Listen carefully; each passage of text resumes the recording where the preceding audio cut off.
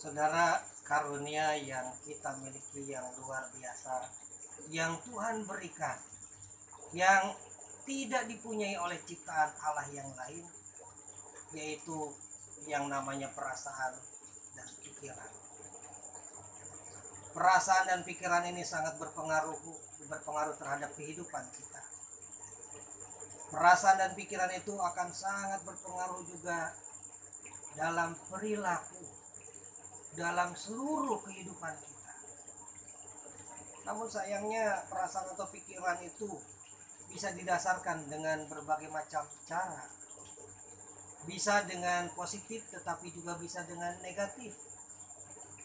Ketika perasaan dan pikiran kita dilandaskan pada hal-hal yang negatif, maka mungkin kita bukan hanya terdiam, tidak hanya tidak melakukan apa-apa, tetapi jangan-jangan hal yang buruk itulah yang juga akan nyata, akan menjadi perilaku hidup kita.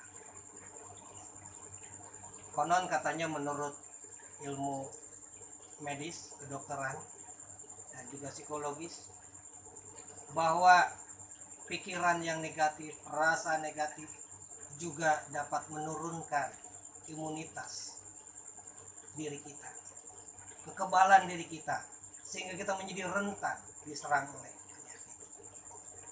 Senada dengan hal itu kita mengingat apa yang dikatakan oleh Salomo di dalam Amsalnya, Amsal 17 ayat yang ke-22, bahwa semangat yang patah itu adalah perasaan negatif, pikiran yang negatif, itu akan dapat membuat tulang menjadi kering.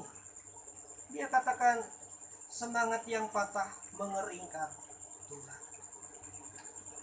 Tuhan Yesus juga di dalam Matius 6 ayat yang ke-27, dia melihat juga dan mengingatkan orang yang berpikir secara negatif, berperasaan secara negatif sehingga muncul kekhawatiran. Dia mengingatkan bahwa kekhawatiran itu tidak dapat menambahkan sehasta saja pada umur hidup kita. Tapi kalau melihat itu, apa gunanya kita berpikiran dan berperasaan yang negatif? Kita lihat bagaimana orang ketika mendasarkan perasaan atau pikirannya dengan cara yang positif. Orang yang berpikir secara positif, berperasaan secara positif, maka dia akan menjadi aktif, bahkan proaktif.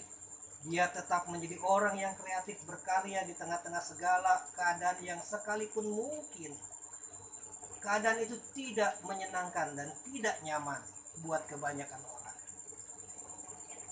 Kita lihat Salomo dalam Amsalnya yang tadi saya katakan, Amsal 17 ayat 22, dia mengatakan hati yang gembira adalah obat. Dan saudara, pikiran, perasaan yang positif ini akan membuat kita tetap bersemangat, tetap berkarya, tetap melakukan hal-hal yang baik di tengah-tengah kehidupan kita, sehingga kita bisa menjadi berkat bagi semua orang. Dalam keadaan yang tidak nyaman seperti yang saat ini sedang kita alami sebagai anak-anak bangsa Indonesia, bahkan anak-anak bangsa dunia, tentunya kita juga merasakan ketidaknyamanan dalam segala keadaan yang menyulitkan ini. Mungkin ada yang terserang penyakit, mungkin juga terkena dampak ekonomi. Tetapi mari kita mendasarkan kepada perasaan dan pikiran yang positif, sehingga di dalam keadaan itu pun kita tidak menjadi patah semangat.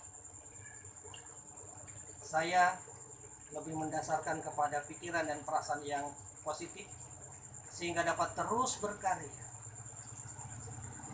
Saudara pilih yang mana? Mendasarkan kepada yang mana? Pilihan ada di tangan saudara. Tuhan memberkati.